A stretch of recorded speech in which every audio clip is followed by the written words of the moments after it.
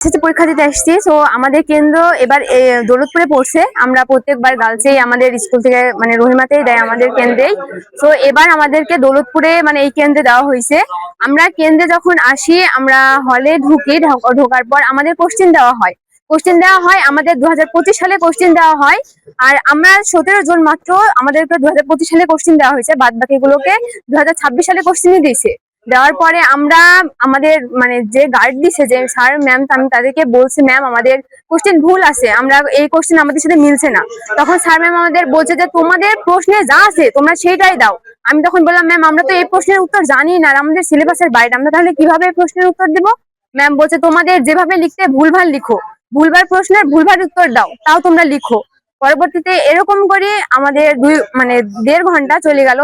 যাওয়ার পরে 12টার সময় আরেকটা ম্যাম আসলো, আসার পর বলছে, আমি আবার ম্যামকে বললাম ম্যাম আমাদের কোশ্চেন ভুল আছে, আমরা আর অ্যান্সার দিতে পারছি না, আমরা 3 সেট লিখছি, যেভাবেই হোক আমরা লিখছি।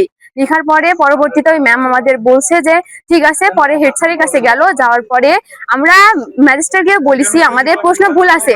আর তখন যেই কক্ষে যে গার্ড দেয় সেই স্যার ম্যাম বলছে কোশ্চেন আমাদের হাতে নেওয়া যাবে না, হাতে নেওয়া বারণ, আমরা কোশ্চেন হাতে নিতে পারবো না। তাই বলার পর তারা কিছু বললো না। পরবর্তীতে ওই ম্যাম গেল, যার পর হেড স্যারকে বললো যে কোশ্চেন ভুল আছে। পরবর্তীতে হেড স্যার যাই আমাদের সেই কোশ্চেন 12টার সময় আমাদের কাছ থেকে সেই কোশ্চেন মানে নিল। নেওয়ার পরে আর নতুন কোশ্চেন 2026 সালে কোশ্চেন দিল। দেওয়ার পর বললো যে তোমরা লিখতে থাকো, তোমাদের সময় দেওয়া হবে। পরবর্তীতে আমরা 1 ঘন্টায় যতটুকু পারছি লিখছি। 1:30টার সময় আমাদের খাতা নেওয়া হলো। নেওয়া হওয়ার পর মানে আমরা যতটুকু আমাদের চেষ্টায় যতটুকু পারছি নিছি, এতটুকুই। আমরা তারপরে আমরা এখন চাচ্ছি না আমাদের পরীক্ষা দেওয়া হোক, না হলে আমাদের রেজাল্ট মানে যেভাবে হোক আমাদের ফুল মার্কটা দেওয়া হোক, না হলে সময় দিক। কর্তৃপক্ষ, শিক্ষক তো জানে না।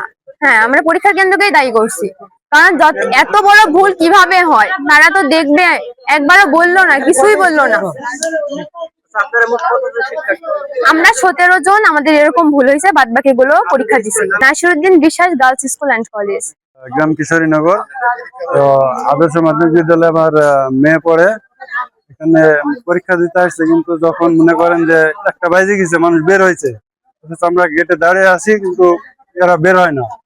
পরবর্তীতে আমরা যখন আসি, ভিতরে আসি, দেখি 1:30 বাজে, তখন দেখি স্যারে খাতা নিয়ে আর কি চলে আসছে। এরা কান্না করে, কি ব্যাপার, কান্না করো কেন?